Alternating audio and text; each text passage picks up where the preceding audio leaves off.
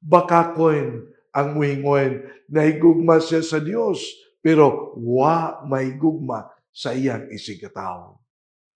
O ang iya pod nga pagigugma sa iyang isigataw, mausab kini ang pagpakita sa iya pong dakong gugma ngadto sa Dios.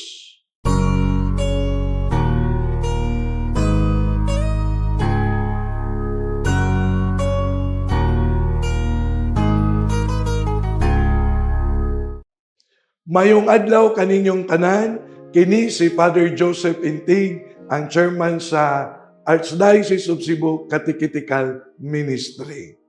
Welcome sa tuang palandong, ang atuang pagpamalandong sa pulong sa Dios. Nindot kaayo ang atuang ebanghelyo karong adlaw. Nagisgot kini sa sugo sa pag-ingon paghigugmaay. The commandment of love. And then, gipahinumduman kita sa pagigugma sa Dios labaw sa tanan. O ang ikaduha, ang pagigugma sa atong isig kataw, sama sa pagigugma nato sa atong kaugalingon. Dili kini pwedeng lainon. Dili sad kini siya pwede nga tagsa-tagsaon. Kinahanglan magdungan gayud kining duha. Inseparable. Cannot be separated. Sa ato pa, ang atong gugma sa Dios kinahanglan makita diha sa atoang pagigugma sa atong isig katawo.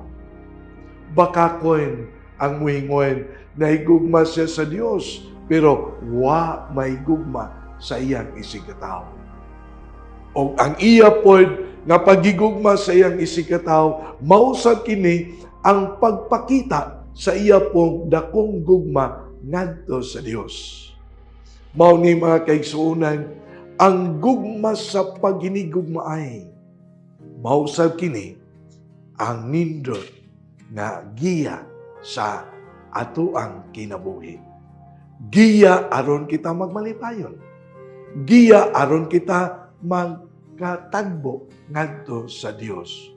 Giya aron atong mahuptan ang tinuod nga kinabuhi. Kinabuhi uban sa Dios, kay ang Dios mao ang gugma.